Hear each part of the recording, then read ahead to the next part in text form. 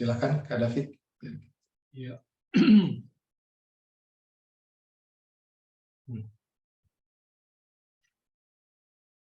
Ya, udah.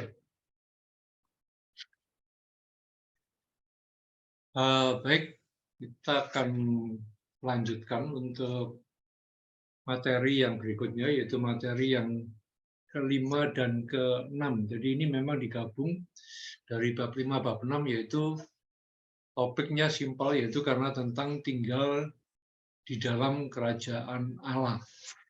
Tapi ini basic dari semuanya. Bagaimana untuk kita bisa tinggal dalam kerajaan Allah, karena ini adalah dasar ya, bagaimana supaya kita ada di dalam kerajaan yang tidak tergoncangkan atau kerajaan Allah itu. Sebelumnya kita akan berdoa, kita mau minta Roh Kudus untuk mengajar kita lebih khusus, untuk kita bisa paham ini semua. Bapak, kami mengucap syukur untuk malam ini, Engkau yang baik, Engkau yang memberikan hikmat, akal budi, dan segala pengertian, pengetahuan atas setiap hidup kami, Tuhan. Karena itu, bukakan perkara-perkara yang masih tersembunyi, yang masih misteri dalam setiap kebenaran-Mu, singkapkan itu semua dan ajar kami. Untuk malam ini kami bisa memahami, mengerti dengan jelas apa yang menjadi rencana-Mu, apa yang menjadi maksud-Mu di dalam setiap kehidupan kami. Mari Roh Kudus, Kau bantu kami, bukakan dan ajar kami dengan kebenaran-kebenaran yang selama ini masih belum tersingkap, singkapkan malam ini, supaya kami bisa paham, kami mengerti, dan apa yang menjadi maksud Bapa, kami bisa pahami sepenuhnya. Terima kasih Tuhan untuk semua yang Kau beri, untuk berkat anugerah-Mu dan pimpinan-Mu selama ini. Dalam nama Tuhan Yesus, kita berdoa. Amin. Oke. Kita mau lihat yaitu tentang tinggal di dalam kerajaan Allah. Di sini ayat yang cukup sering kita dengar yaitu Yohanes 15 ayat 5 dikatakan, barang siapa tinggal di dalam aku dan aku di dalam dia, maka kita bisa lihat kita berbuat banyak. Sebab di luar aku kamu tidak dapat berbuat apa-apa. Jadi kita bisa melihat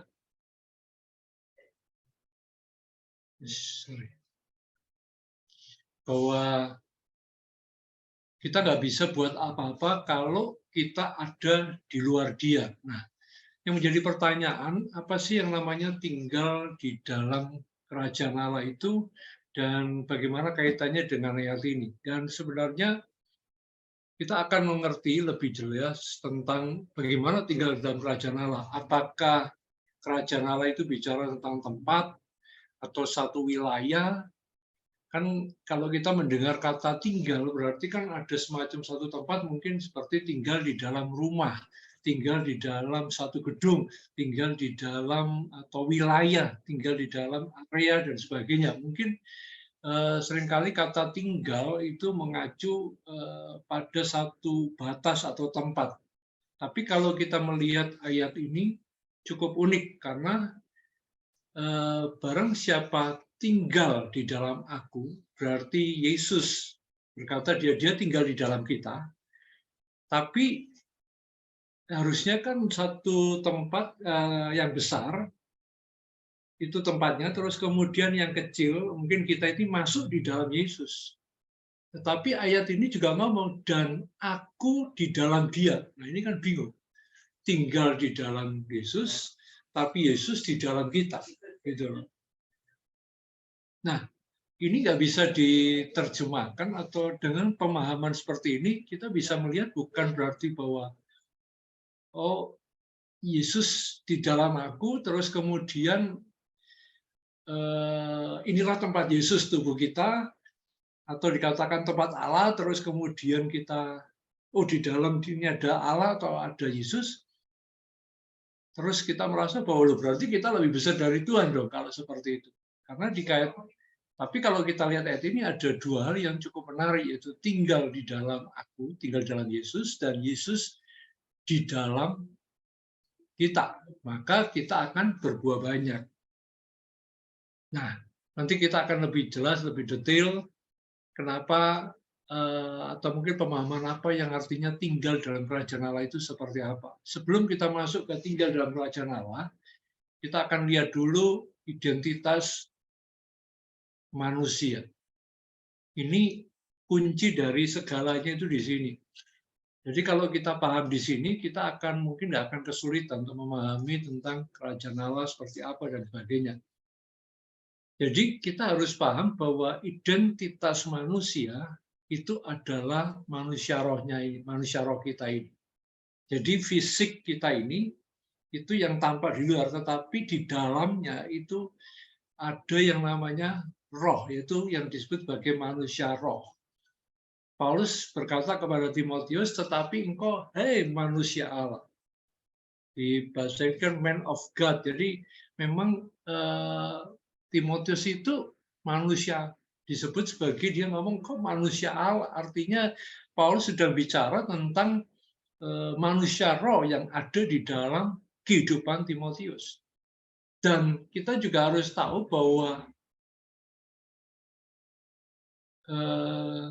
kita ini manusia roh gitu loh. Memang tinggal di dalam fisik, tinggal di dalam daging, tapi sebenarnya yang jadi titik hubungan sentral semuanya itu adalah manusia roh itu. Itu dalam bahasa Indonesia sehari-hari disebut, tetapi engkau adalah orang milik Allah, jadi engkau harus menjauhi semuanya itu. Berusaha menjadi orang yang benar di mata Allah, yang mengabdi kepada Allah, percaya kepada Kristus, mengasihi sesama, tabah dalam penderitaan, dan bersikap lemah lembut. Ini nanti kita akan bahas lebih detail lagi di belakang ayat 1 Timotius 6 ayat 11 itu. Jadi kita lihat bahwa identitas kita ini adalah manusia roh. Memang kita ini disebut sebagai anak Allah, sebagai statusnya anak Allah, kita mempunyai mandat untuk menjadi imam, tetapi identitas itu bicara hakiki, esensi kita itu adalah manusia roh. Ini yang menjadi garis bawahi, jadi catatan bahwa kita adalah manusia roh. Oke, kita lihat yang selanjutnya. Berikutnya. Nah, di sini memang dikatakan kemudian Tuhan Allah mengambil sedikit tanah, membentuknya menjadi seorang manusia, lalu menghembuskan nafas yang memberi hidup ke dalam lubang hidungnya. Maka hiduplah manusia itu. Inilah menjadi basic dasar bahwa kita adalah manusia roh. Yaitu kita memang sebenarnya hanya berupa, waktu manusia diciptakan itu onggok tanah, kemudian Allah mengembuskan nafas yang membuat manusia itu menjadi hidup. Jadi yang membuat manusia hidup itu adalah nafas Allah. Jadi ketika Allah mengembuskan nafasnya, Allah memberikan kehidupannya, maka hiduplah manusia itu. Oke, jadi kita lihat bahwa manusia itu adalah, pertama kita catat bahwa manusia itu adalah manusia roh, identitas kita itu sesungguhnya. Dan yang kedua bahwa kita membuat menjadi hidup sebagai manusia roh itu karena ada kehidupan Allah. Ada satu napas kehidupan Allah yang diberikan kepada manusia. Artinya di dalam hidup manusia itu ada kehidupan Allah. Oke, kita lanjut. Jadi dua ini.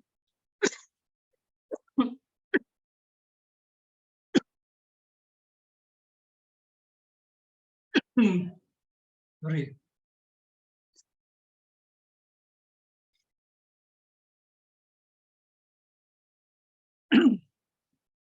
Berikutnya adalah, jadi karena kita adalah manusia roh, sebenarnya ketika kita berinteraksi dengan Allah, itu adalah manusia roh kita.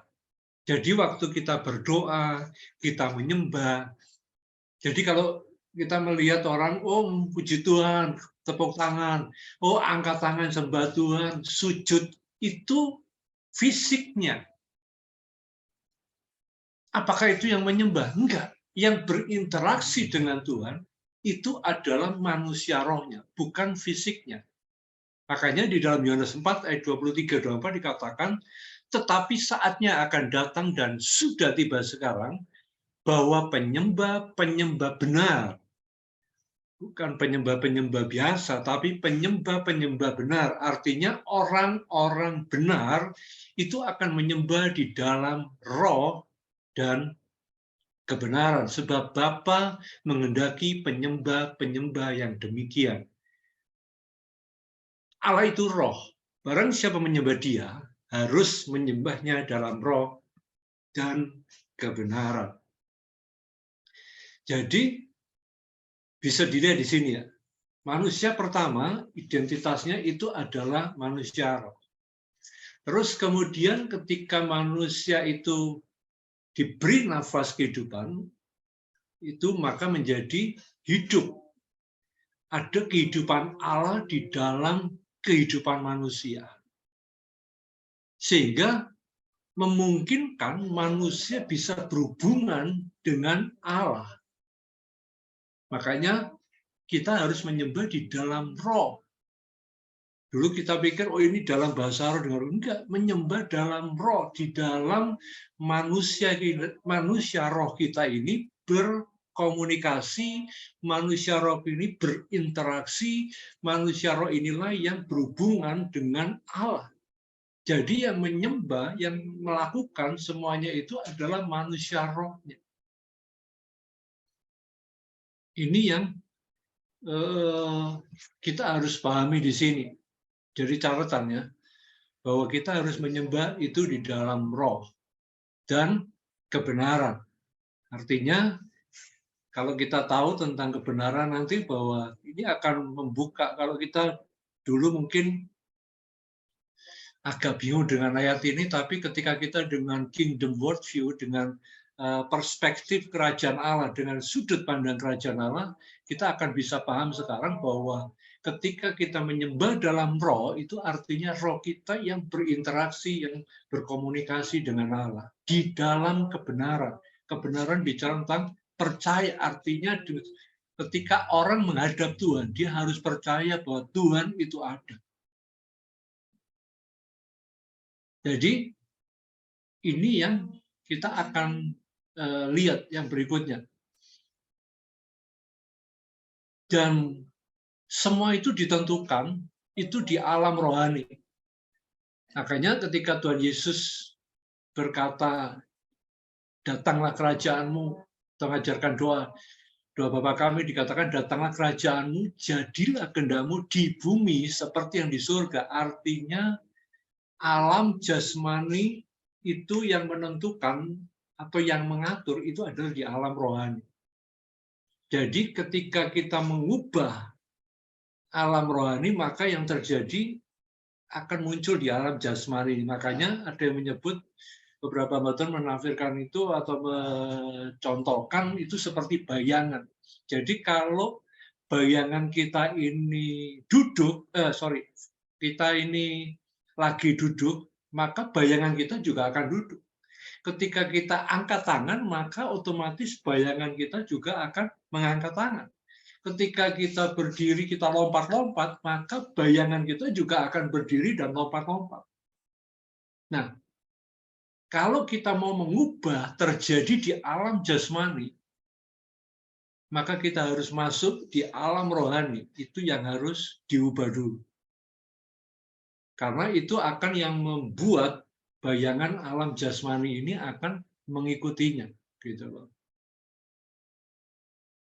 Jadi jangan dibiaskan mungkin dengan kebingungan dengan Rasul Paulus berkata yang alamiah baru yang rohani. Itu tentang tanda-tanda zaman, tetapi hal-hal yang terjadi sebenarnya itu sudah terjadi di alam rohani. Makanya Tuhan ngomong, jadilah kehendakmu di bumi seperti yang sudah terjadi di surga. Jadi yang sudah kehendak Allah yang terjadi di surga, itu akan juga turun menjadi kehendak Tuhan yang terjadi di bumi. Makanya pentingnya kita memahami bahwa kita adalah manusia roh ini benar-benar kalau kita nanti masuk lebih jauh tentang bagaimana kerajaan Allah punya dampak dan sebagainya, itu kuncinya adalah menggerakkan apa yang ada di alam roh. maka itu akan alam jasmani ikut bergerak juga. Jadi kalau alam rohnya lompat, ya alam jasmaninya lompat dan sebagainya. Itu karena dia bayangan aja gitu. Baik, yang selanjutnya. Nah, tadi sudah saya sebutkan manusia roh itu berasal dari Allah. Jadi waktu Allah menghembuskan kehidupan, maka ada kehidupan Allah itu yang masuk di dalam kehidupan manusia. Nah, karena asalnya dari Allah, maka habitat yang cocok untuk manusia adalah yang dipenuhi dengan kehidupan Allah. Jadi, ya, mungkin bingung kata-katanya. Karena itu habitat yang cocok untuk manusia adalah di lingkungan yang dipenuhi kehidupan Allah. Jadi, habitat yang cocok harus dipenuhi kehidupan Allah. Kenapa? Karena dasarnya manusia itu adalah kehidupan Allah. Roh yang dari manusia ini dari Allah. Makanya dia hanya bisa cocok di kehidupan yang dipenuhi dengan kehidupan Allah. Jadi kalau kita mau lihat tanaman atau lihat hewan atau apa yang memang biasa hidup di tempat yang dingin, terus kemudian di tempat yang panas, ya nggak cocok. Gitu. Jadi manusia roh kita ini cocoknya hidup di dalam kehidupan Allah. Jadi kalau kita ini tidak ada di dalam kehidupan Allah, ya nggak cocok gitu loh. Jadi nggak pada fungsinya. Jadi kalau mungkin sering dulu saya omong kalau kita punya mic gitu ya, mic ini kan dibuat, kondisikan memang dia untuk pengeras kan gitu loh. Tapi karena dia bentuknya ini mungkin agak cocok untuk lempar, ya bisa. Buat lempar maling bisa nggak? Bisa gitu loh. Buat lempar anjing bisa nggak? Bisa, tapi nggak cocok. Kenapa? Hancur. Karena memang diciptakan bukan untuk itu. Bukan untuk hal-hal yang seperti itu. Nah, habitat manusia, roh, manusia atau yang kita ini, jadi kalau saya ngomong kita, itu berarti mengacu pada manusia roh. Jadi sekarang kita harus melihat bahwa kita adalah manusia roh yang tinggal di dalam daging. Itu identitas kita. Jadi karena itu nggak usah terpengaruh dengan wah fisik ini dan sebagainya, jelek mungkin, kurang ini dan sebagainya, nggak usah takut dengan itu. Kenapa? Karena ada sesuatu yang lebih, yaitu identitas kita itu adalah roh, manusia roh. Jadi yang tinggal di dalam tubuh daging ini. Daging ini lemah.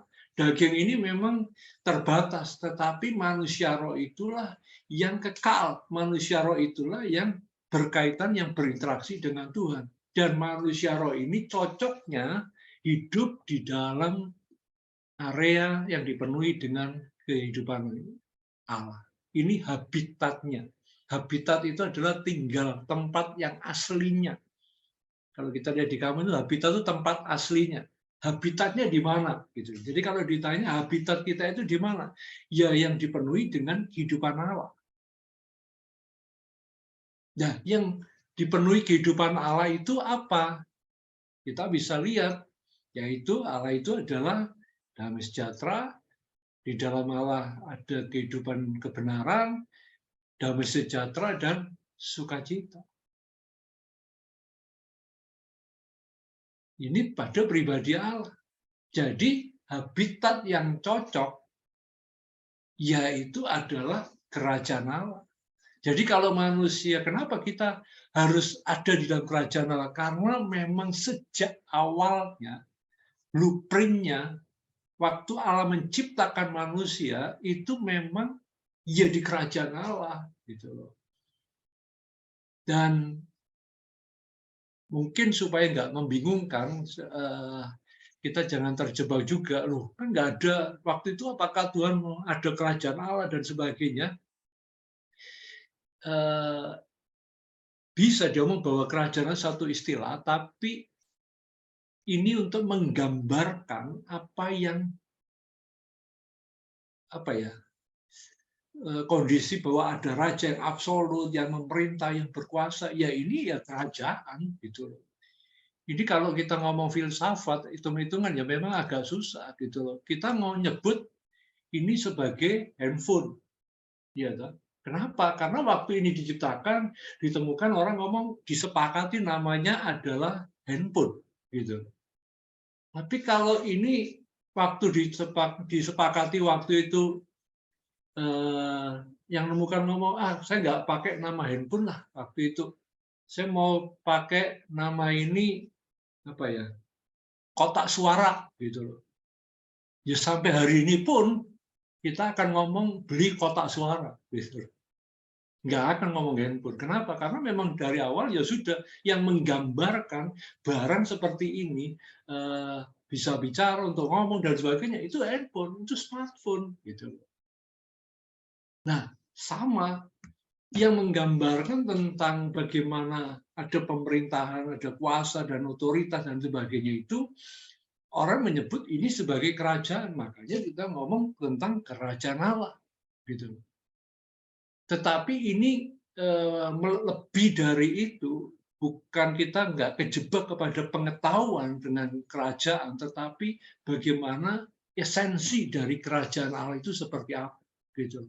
Di sini adalah di dalamnya itu pasti katakan Roma 14 ayat 17 kerajaan Allah bukan soal makan dan minum tetapi soal kebenaran, damai sejahtera dan sukacita oleh Roh Kudus. Nah, ini gambar tentang pribadi Allah. Dan karena roh kita itu asalnya, sumbernya dari kehidupan Allah yang diberikan, maka akan selalu cocok dengan atmosfer yang seperti itu. Yang di dalamnya ada kebenaran, ada damai sejahtera, dan ada sukacita. Kalau sampai kita nggak cocok lagi dengan kebenaran, damai sejahtera, dan sukacita, kita mesti tanda tanya. Cukup nggak sesuai lagi dengan habitat kita ya. Berarti ada tanda tanya besar, kenapa kita nggak cocok lagi gitu. Oh, karena sudah beradaptasi kan. Kan ada tanaman yang tadinya mungkin di tempat daerah dingin, tapi diadaptasikan pelan-pelan dia bisa di daerah panas. Nah, hasil adaptasi ini kalau dikembalikan ke tempat dingin pasti dia mati. Sekarang ada lobster itu kan ada mungkin ada beberapa ya yang dulu nyebutnya apa air tawar atau bukan lobster air tawar mungkin khusus ya. Tidak ada si Pak Wawan ini lobster air tawar sama air payo atau apa ini gimana gitu loh. Nah, tapi saya percaya ini makhluk hidup itu kadang-kadang bisa ternak itu bisa diadaptasikan. Diiklim pelan-pelan memang itu butuh waktu yang panjang terjadi satu proses untuk mereka beradaptasi dan akhirnya mereka benar-benar bisa hidup. Misal ada padi yang tahan di air kadar atau tanah dengan salinitas yang tinggi. Kenapa? Karena itu proses diadaptasikan gitu loh. Tapi kalau dia sudah mulai nyaman di situ, dikembalikan ke aslinya, pasti dia akan masalah. Nah, kalau ada orang-orang yang nyaman hidup di dalam kepalsuan, kebohongan, terus kemarahan, kebencian, dendam, kok dia bisa nikmati hidup itu? Itu tanda tanya besar. Apa dia memang sudah berubah gennya, atau sebenarnya dia tidak pernah tahan dengan itu, secara rohnya itu ada sesuatu yang hilang, pasti. Karena apa? Karena itu bukan habitatnya dia, bukan tempat tinggalnya dia yang aslinya, gitu loh. Jadi kita bisa lihat bahwa yang cocok itu adalah kerajaan Allah. Yaitu karena memang real gitu loh. Kalau yang selanjutnya nomor 3 tadi coba balik ya. Ya, ini kalau kita ngomong tinggal di dalam kerajaan Allah, mungkin kita bisa bahas di belakang juga, ini ada juga tadi. Nah, apa? Tinggal dalam kerajaan Allah itu artinya tinggal dalam Allah dan Allah di dalam kita. Ini kalau kita melihat, kalau artinya tinggal berarti kan A tinggal di dalam B, nggak mungkin B bisa tinggal di dalam A. Mana yang besar, mana yang kecil jadi bingung di sini.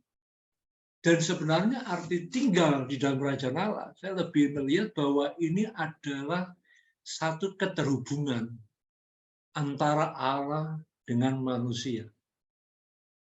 Mungkin di slide selanjutnya coba. 2. Ya, kita bisa lihat di sini, Yohanes 15 ayat 5 itu, tadi sudah saya sebut, kita lihat lagi, barang siapa tinggal di dalam aku dan aku di dalam dia, dia berbuah banyak, sebab di luar aku kamu tidak dapat berbuat apa-apa.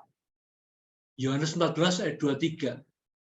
Jika seorang mengasihi aku, ia akan menurutui firman-Ku, dan Bapa-Ku akan mengasihi dia, dan kami akan datang kepadanya dan diam bersama-sama dengan dia. Artinya, diam bersama-sama. Kami, Tuhan Yesus dan Bapa, itu dia bersama-sama dengan kita. Ini bicara keterhubungan. Terus ayat selanjutnya,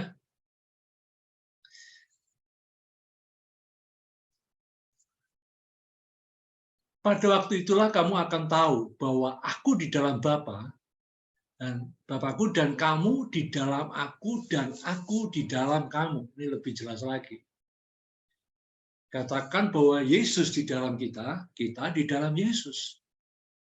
Nah, gambar seperti apa yang kita bayangkan kalau ada kata-kata ini? Bukan berarti bahwa Yesus dalam kita ini, enggak, tapi juga ngomong bahwa kita ini ada di dalam Yesus. Bukan cuma Yesus dalam kita, tapi kita di dalam dia. Berarti ini satu hubungan. Dan hubungan ini mirip dengan Tuhan Yesus dengan Bapaknya.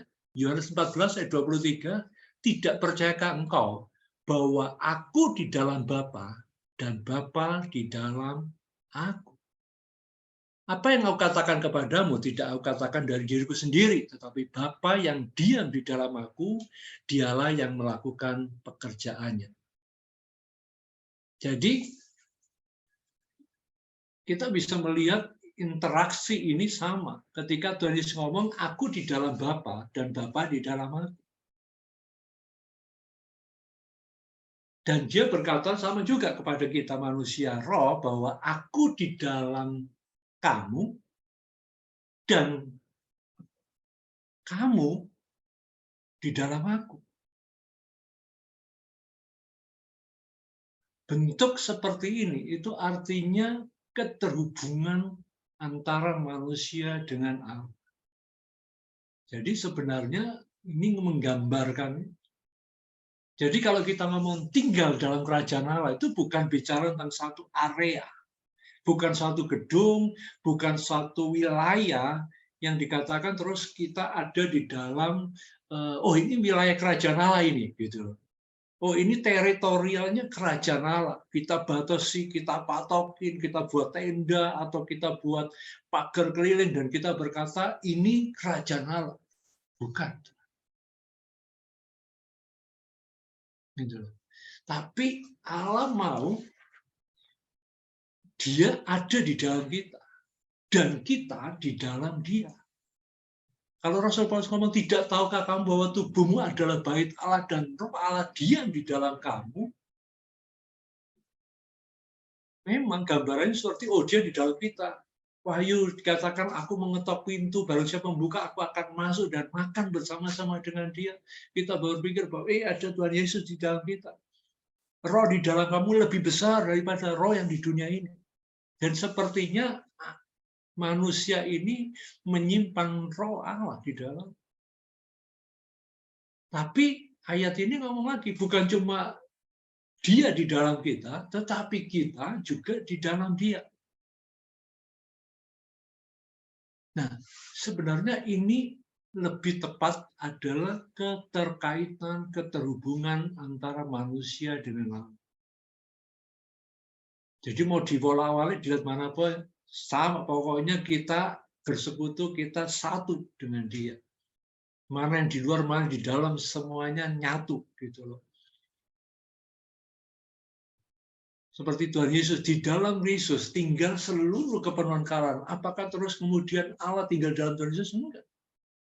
Karena terus ngomong, aku di dalam Bapa, tetapi Bapa juga di dalam aku. Satu. Enggak mana yang lebih hebat, lebih terus kemudian apa ya? Bayangan kita mungkin kalau di dalam seperti ada tempat, ada tinggal, tapi ini bicara keterhubungan. Jadi kalau katakan tinggal dalam kerajaan Allah, itu bukan kita bicara tentang tempat atau wilayah, tetapi bicara tentang bagaimana keterhubungan kita dengan Allah. Kalau dikatakan kerajaan Allah ada di dalam kamu, betul. Karena memang ada kehidupan Allah di dalam hidup kita. Kenapa kita bisa nyatu? Karena ada sesuatu kehidupan, ada roh Allah yang diberikan, diembuskan, dan disitulah jadi titik sentral persekutuan antara manusia dengan Allah. Jadi kita bisa melihat bahwa kita berhubungan dengan Allah itu bukan secara fisik, tetapi secara roh. Kita memandang tinggal dalam kerajaan Allah bukan secara fisik, tetapi bicara hubungan antara manusia dengan Allah.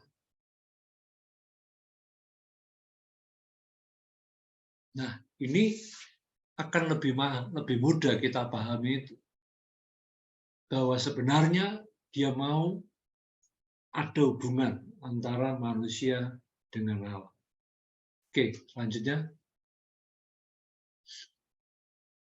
Nah, kalau kita sudah tahu tentang gimana tinggal di dalam kerajaan Allah, tadi kita sudah tahu bahwa kita harus bersekutu, kita punya hubungan, kita punya keterkaitan hubungan dengan Allah. Jadi kenapa kita kok waktu Yohanes 3:16 dikatakan kalau kamu percaya, kamu akan memperoleh hidup yang kekal. Hidup kekal itu kan bicara hubungan. Kita udah belajar minggu-minggu yang lalu, hidup kekal mengenal Allah, mengenal Yesus, berarti bicara tentang hubungan. Jadi waktu kita percaya kepada Dia, itu sebenarnya kita sudah ada keterhubungan. Itu artinya kita mulai tinggal di dalam kerajaan Allah. Atmosfer kita atau habitat kita mulai dikembalikan kepada yang aslinya, yang awalnya, yang asli kehidupan manusia. Yaitu apa? Atmosfer yang dipenuhi dengan kebenaran, damai sejahtera, dan sukacita. Tadi kita sudah lihat bahwa itulah yang menjadi dasar untuk kita mulai tinggal di dalam kerajaan Allah. Manusia roh. Jadi saya mesti ulang-ulangi terus, karena ini penting banget. Ini identitas, ingat ini identitas kita. Mau disebut kita ini, kamu sahabat Allah, kamu anak Allah, dan sebagainya, tetapi tetap identitas kita adalah manusia roh. Interaksi kita dengan Allah, manusia roh. Dan sebenarnya kita hidup juga sewajarnya, itu juga hidup di dalam roh itu. Karena hubungan kita sehari-hari juga dasarnya adalah dengan roh, bukan aktivitas. Jadi bukan aktivitas keagamaan. Makanya Tuhan Yesus mencela orang-orang Farisi dan sebagainya, orang-orang ahli Taurat, karena mereka menunjukkan tentang fisiknya, aktivitasnya. Tapi Tuhan Yesus bicara tentang kebenarannya. Nah, ini yang kita bisa melihatnya lebih detail nanti. Jadi, kalau kita lihat kerajaan Allah, itu ada 3, kebenaran, damai sejahtera, dan sukacita. Tadi kita udah tahu, ini menunjuk kepada Allah sendiri, identitas, esensi Allah sendiri. Jadi kita hidup di kerajaan Allah, karena memang atmosfer kebenaran, damai sejahtera, dan sukacita itu harusnya menjadi basic, menjadi dasar dari kehidupan rohanian kita. Nah, Tuhan Yesus menjanjikan kerajaan Allah, dan dia tunjukkan itu bahwa ada di dalam kita juga kerajaan itu. Kebenaran, dikatakan dia itu roh kebenaran, atau Roh Kudus. Dunia tidak dapat menerima dia, sebab dunia tidak melihat dia dan tidak mengenal dia. Tetapi kamu mengenal dia, sebab ia menyertai kamu dan akan diam di dalam kamu. Jadi kebenaran itu ada di dalam kita. Terus Yohanes 14 ayat 27 lagi dikatakan, damai sejahtera ku tinggalkan bagiku, damai sejahtera ku berikan kepadamu. Yang sukacita juga Tuhan berikan. Selanjutnya, slide selanjutnya. Semuanya itu kukatakan kepadamu supaya sukacitaku ada di dalam kamu dan sukacitamu menjadi penuh. Jadi itu memang diberikan oleh Tuhan. Jadi kalau Tuhan ngomong aku di dalam kamu, berarti kebenaran, damai sejahtera, sukacita itu ada di dalam hidup kita. Jadi itulah yang menjadi habitat atmosfer yang kita, manusia roh kita bisa hidup di dalamnya. Jadi kalau kita nggak ada di dalam 3 hal ini, kita belum ada di dalam habitat kita yang sesungguhnya. Pasti hidup kita banyak masalah, konflik, stres, bingung, ketakutan, susah. Ada masalah, ada berita apa, goyah, ada apa, ketakutan. Kenapa? Karena tidak ada di dalam habitat yang sesungguhnya. Tapi kalau kita ada di dalam habitat kita yang sesungguhnya, ada kebenaran, ada damai sejahtera, dan ada sukacita. Apapun boleh terjadi, kita akan tetap kuat. Tekanan, masalah, boleh terjadi.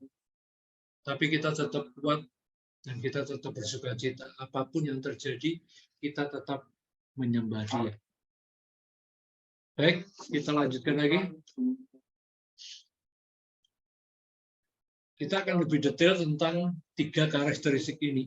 Jadi, kerajaan Allah itu bicara tentang kebenaran, damai sejahtera, dan sukacita. Kita akan melihat apa itu kebenaran, apa itu damai sejahtera, dan apa itu sukacita.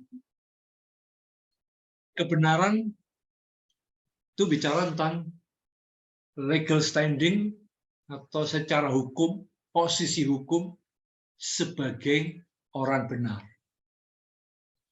Lalu percayalah Abraham kepada Tuhan, maka Tuhan memperhitungkan hal itu kepadanya sebagai kebenaran. Jadi percaya itu yang membuat Abraham diperhitungkan sebagai orang benar. Dan hal yang sama ketika kita percaya kepada Tuhan Yesus, maka kita akan diperhitungkan sebagai orang benar. Ini kuncinya percaya. Nah, status sebagai orang benar itu berkaitan dengan otoritas untuk menyatakan kedaulatan Allah di bumi. Kita bisa lihat banyak, ini contoh sebagian kecil aja. Kalau kita lihat di Alkitab banyak sekali bagaimana posisi otoritas yang Tuhan beri sebagai orang benar. Yang pertama itu menentukan nasib kota atau bangsa. Ini Kejadian 18:26-32, itu peristiwa Sodom dan Gomora. Allah mau menghancurkan kota Sodom Gomora, dan Abraham bernegosiasi dengan Tuhan. Dia berkata, Tuhan, masakan ada orang benar kau hukum juga. Tuhan ngomong, kalau ada 50 orang benar, aku tidak akan hukum. Abraham nawar terus, nawar lagi, sampai akhirnya ada kesepakatan, kalau ditemukan 10 orang benar, maka Tuhan tidak akan menghukum kota atau bangsa. Artinya, nasib kota, bangsa adanya ditentukan oleh orang benar. Kejahatan di muka bumi ini masih tertahan karena adanya orang-orang benar. Dan Roh Kudus sebagai roh kebenaran.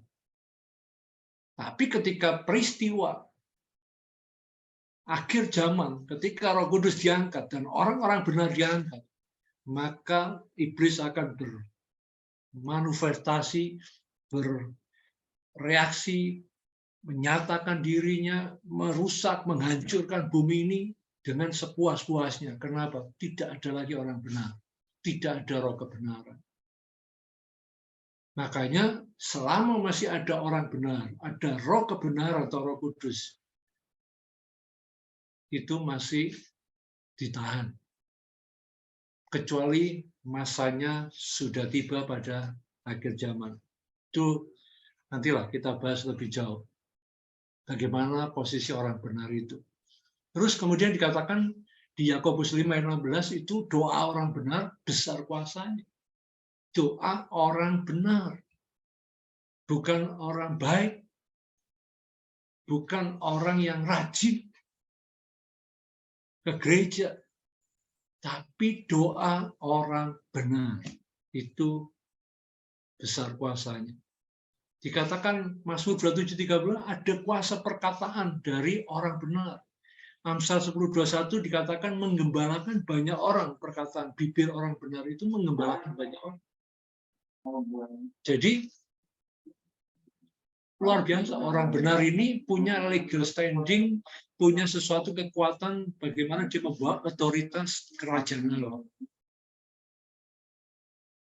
Bagaimana kita jadi orang benar? Kuncinya tadi, percaya kepada Tuhan Yesus. Karakteristik yang kedua adalah damai sejahtera.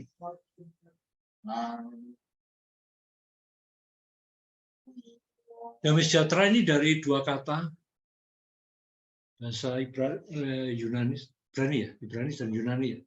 Yang pertama itu shalom, itu artinya utuh, seutuhnya. Eirene itu artinya pendamaian. Nah, kalau kita ada di dalam kehidupan damai sejahtera, Tuhan berkata bahwa tidak ada lagi luka, tidak ada lagi kepahitan, tidak ada lagi goresan.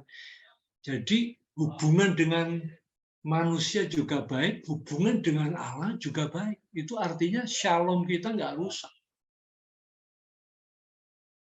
Jadi kita diperdamaikan, Eirene, diperdamaikan dengan Allah.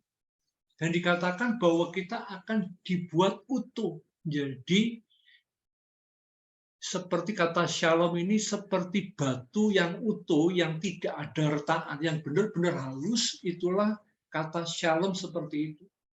Jadi waktu kita percaya kepada Yesus, kita masuk di dalam kebenaran, dan Tuhan memberikan damai sejahtera itu, Tuhan mengadakan pendamaian. Tuhan memulihkan hubungan kita yang rusak dengan Allah, hubungan yang pahit dengan Allah, hubungan yang karena pemberontakan, karena dosa, itu semua dipulihkan. Untuk kita mencapai kedewasaan penuh dan tingkat pertumbuhan yang sesuai dengan kepenuhan Kristus. Ini goalnya di sini. Efesus 4 ayat 13 itu, sorry itu bukan 113. Jadi ini yang Tuhan mau, gitu. Jadi hubungan kita dengan Allah nggak ada lagi kita merasa, waduh, takut, khawatir, enggak. Kalau ada hubungan, ada damai sejahtera dari Tuhan. Dan shalom ini bukan cuma dengan manusia, dengan Allah, tapi dengan manusia. Makanya waktu kamu berdoa dan ingat ada sesuatu masalah, kamu merasa bahwa saudaramu punya masalah. Saya nggak ada apa-apa kok, tapi dia mungkin ada masalah. Loh, saya nggak ada ini, enggak, Tuhan nggak ngomong kita ada masalah. Dia mungkin ada masalah dengan kita, berarti ada shalom yang rusak, maka Tuhan ngomong, berhenti, bereskan itu. Karena apa? Tuhan mau ada damai sejahtera yang utuh, yang benar-benar shalom yang sempurna. Jadi bukan lagi, nggak musuhan kok, tapi nggak enakan. Saya nggak marah kok, tapi masih jengkel. Saya nggak apa-apa, tapi ada goresan yang belum selesai. Berarti ada shalom yang rusak. Nah, di dalam kerajaan Allah, Tuhan mau itu dibersihkan. Supaya apa? Kita mencapai kedewasaan yang penuh. Kalau masih gampang tersinggung, gampang luka, gampang pahit, dan sebagainya, gampang tergores, ya berarti ada shalom yang belum selesai. Mulai pakai anti gores gitu, jadi digores apapun ya tebal gitu. Nah, itu kuncinya apa? Shalom, hidup di dalam damai sejahtera. Karakteristik yang ketiga itu adalah sukacita. Nah, kalau kita melihat di sini, di mana ada hubungan yang pulih dengan Allah,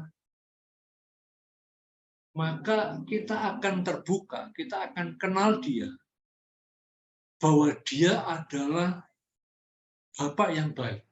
Kita mulai kenal bahwa Dia membuat segala sesuatunya indah. Kita mulai kenal bahwa Tuhan memberi masa depan yang penuh harapan. Kita mulai kenal Tuhan bahwa Dia tidak pernah membiarkan kita dicobai melebihi kekuatan kita. Kita mulai mengenal bahwa Bapa tahu akan kebutuhan kita dan Dia memenuhi kebutuhan kita. Jadi kita bisa melihat bahwa ini gambar yang Tuhan bukakan ketika kita mulai punya hubungan yang dekat dengan Dia. Ya tentunya ini dimulai dengan sebagai orang benar, kita mempunyai hubungan yang dipulihkan dengan Tuhan, dan ketika kita mengerti, mengenal Dia, Bapa, dan mengenal Yesus, maka akan muncul satu iman dan pengharapan dalam hidup kita. Makanya Tuhan ngomong, bersukacita dan bergembiralah, karena upahmu besar di surga.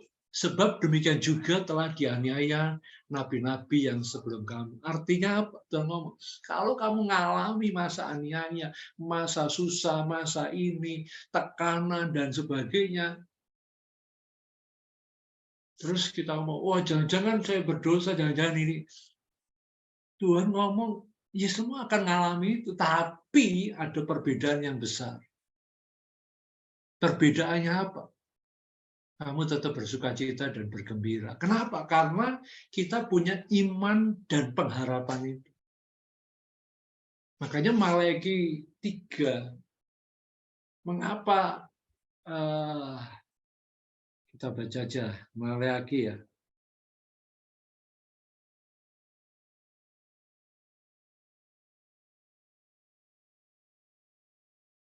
Ayat yang ke-13. Saya akan bacakan. Maleakhi 3:13. Bicaramu kurang ajar tentang aku, firman Tuhan. Tetapi kamu berkata, apakah kami bicarakan di antara kami tentang engkau? Ini yang seringkali dibicarakan. Tuhan ngomong, ayat 14, kamu berkata adalah sia-sia beribadah kepada Allah. Apakah untungnya kita memelihara apa yang harus dilakukan terhadapnya dan berjalan dengan pakaian berkabung di hadapan Tuhan semesta alam. Oleh sebab itu, kita ini menyebut berbahagia orang-orang yang gegabah, Bukan saja mujur orang-orang yang berbuat fasik itu, tetapi dengan mencobai Allah pun mereka luput juga.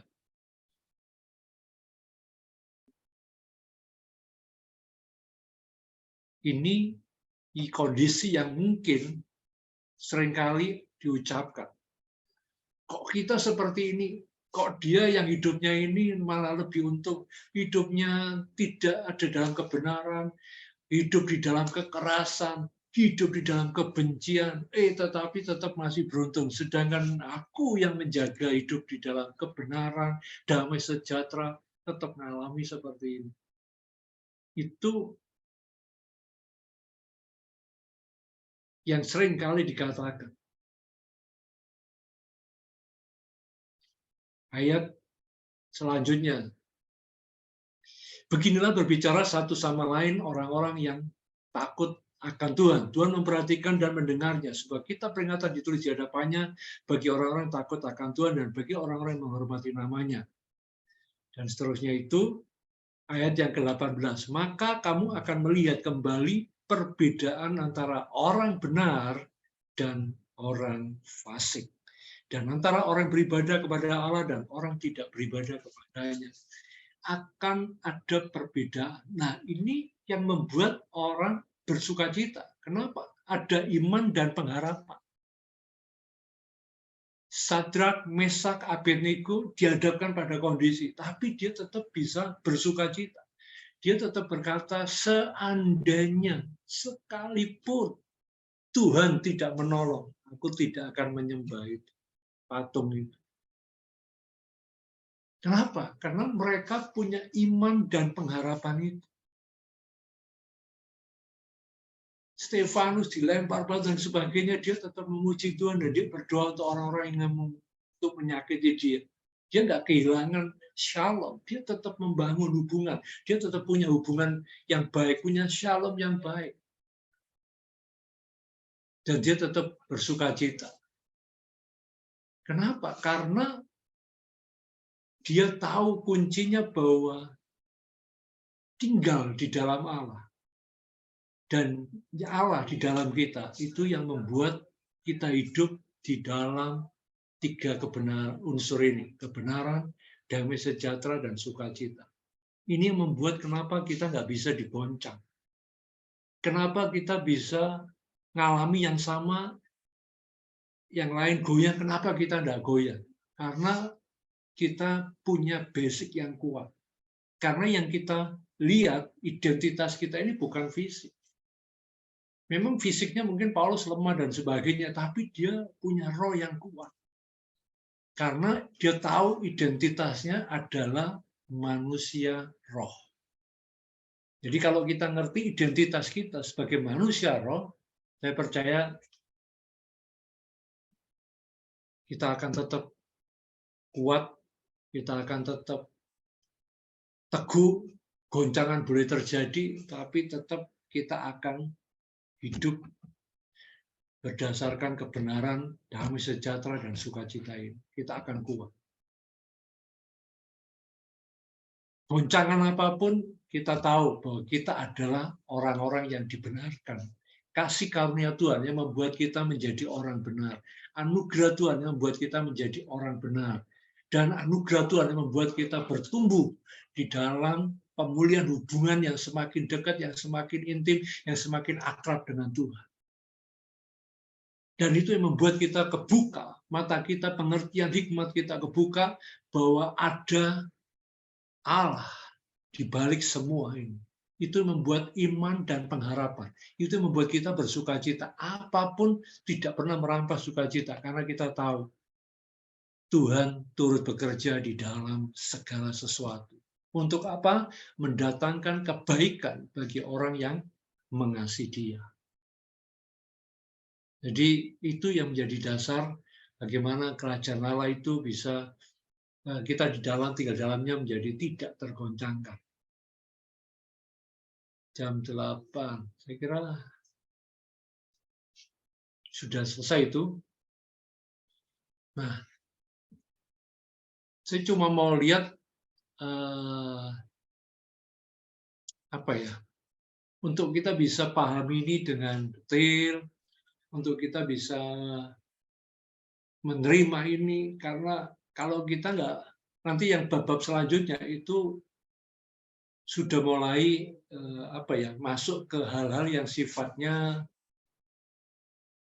teknis lah, bukan teknis lagi, sudah ke aksinya apa dan sebagainya, itu relatif lebih mudah untuk dipahami. Tapi yang paling basic dari semua ini dari awal sampai akhir, makanya kita harus mulai bisa merangkum. Saya nggak tahu apakah sekian waktu dari bab 1 sampai bab 6 ini kita bisa menangkap apa yang Tuhan mau. Urutannya seperti apa, poin-poinnya. Jadi ini bab 1, bab 2, dan sebagainya, ini hanya potongan-potongan pasal.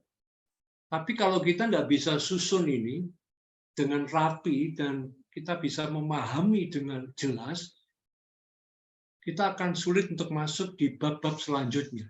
Karena kita akan kejebak, saya takutnya nanti ke apa yang kelihatan secara fisik, tapi bukan roh. Jadi kita aktivitas melakukan, tetapi kita nggak nangkep apa yang Tuhan mau. Kita nggak ngerti apa yang menjadi kehendak Tuhan. Kita nggak ngerti apa yang menjadi maunya Bapa yang di surga. Kita nggak bisa seperti Tuhan Yesus berkata, aku mengatakan apa yang aku dengar dari Bapa dan melakukan apa yang aku lihat Bapa lakukan. Jadi susah untuk kita lakukan itu. Mungkin kita bisa lakukan kegiatan apapun, tapi itu karena aktivitas kerohanian, aktivitas keagamaan, karena mungkin ikut-ikutan, karena yang lain, untuk memuaskan kedagingan kita sebenarnya, atau menghilangkan rasa tertuduh hati nurani kita, merasa bahwa kita nggak berbuat apa-apa. Makanya saya selalu katakan ke teman-teman yang lain, saya ngomong, bukan berarti bahwa kita nggak perlu gerak. Bukan berarti bahwa kita nggak perlu menangkan jiwa. Bukan berarti bahwa kita nggak melayani jiwa-jiwa. Tetapi kita harus mengerti apa yang Tuhan mau. Apa yang Tuhan inginkan atas hidup kita. Gitu. Ngerti kehendak Tuhan, ngerti kehendak Bapa. Kita mengatakan apa yang kita dengar. Kita melakukan apa yang kita lihat. Alam roh ngerti dulu, baru alam jasmani. Gitu. Nah, kalau kita cuma melakukan sebagainya untuk menghilangkan rasa bersalah, tujuan hati nurani kita, tujuan agamawi kita, saya lebih tepat itu sebenarnya tujuan keagamawian kita.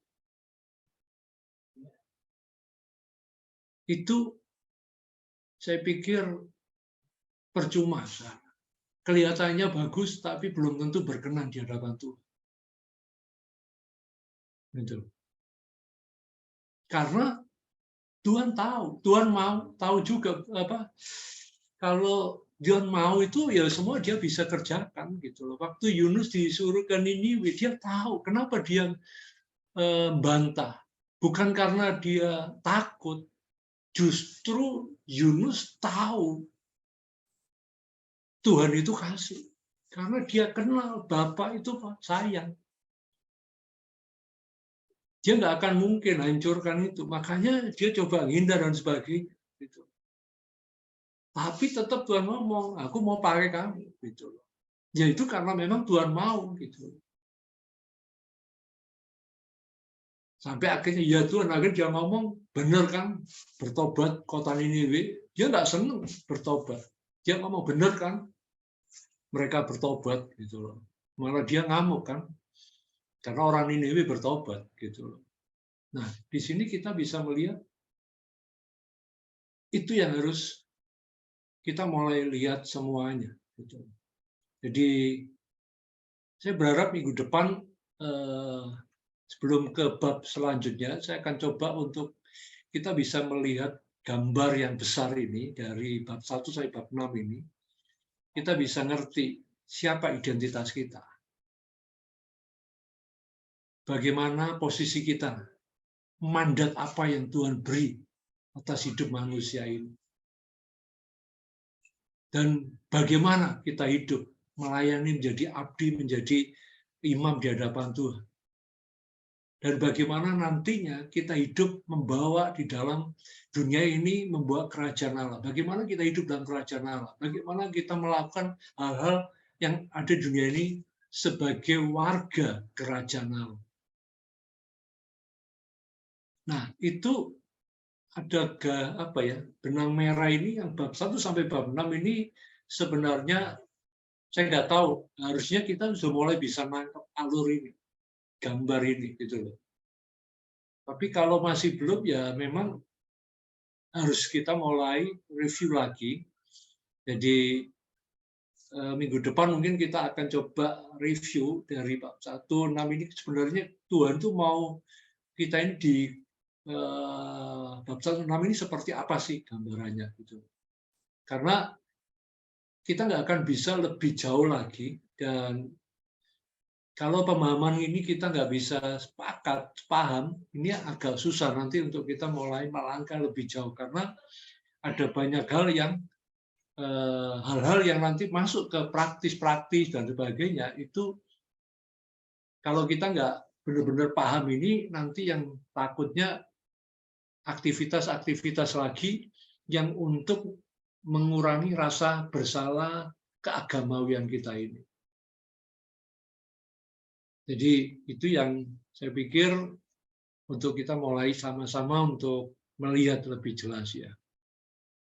Jadi saya berharap ketika kita mulai melihat sudut pandang kita sebagai manusia roh, sebagai pribadi roh Allah yang sebagai satu pribadi identitasnya sebagai roh, maka kita lebih mudah untuk memahami, untuk bergerak bersama-sama dengan Allah. Gitu loh.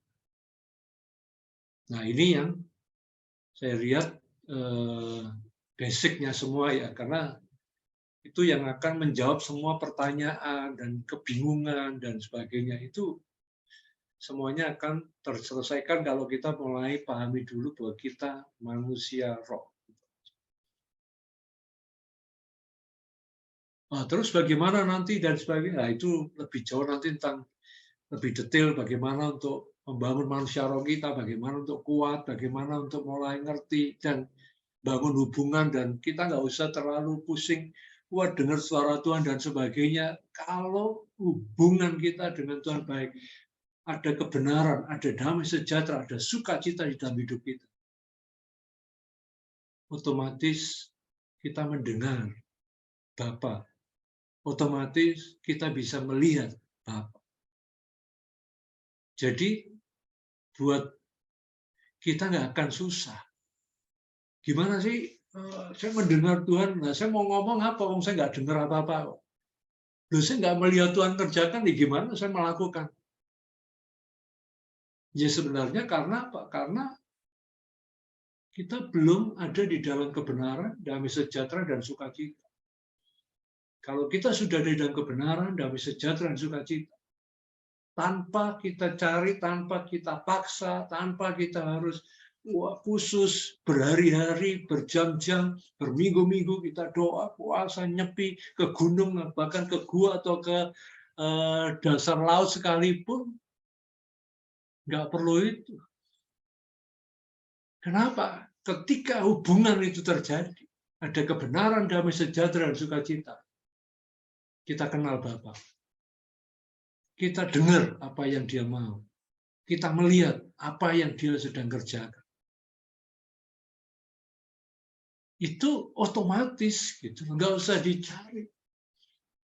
Bangun hubungan, bangun kedekatan. Nah, disitulah kita bisa melihat. Sehingga kita bisa ngomong, saya melihat Tuhan, aku melihat Tuhan.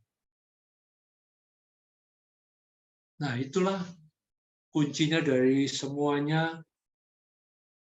Itu kalau kita ngerti identitas kita sebagai manusia roh.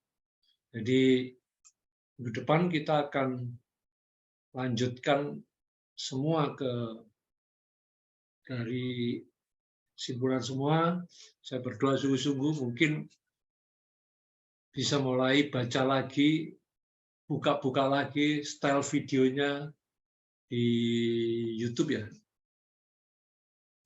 Rekaman-rekamannya itu di Tribelio ya, kalau nggak salah. Ya. Nah, itu bisa mulai di style lagi dan coba dilihat, renungkan, terus kemudian ditemukan potongan-potongan itu dan mulai minta Roh Kudus untuk memberi gambar yang utuh. Karena saya melihat ini sebenarnya sudah garis besarnya sudah tersampaikan, harusnya sudah mulai paham. Kalau nanti bab 7 tentang berkat dan tentang komunitas itu efek dari semua. Jadi ketika kita paham, kita bisa melangkah di bab 7, bab 8, dan mungkin tulisan yang selanjutnya itu akan lebih mudah. Jadi bukan pengetahuan, tapi kehidupan yang terjadi sebagai warga kerajaan Allah. Baik, saya kira cukup. Mungkin bisa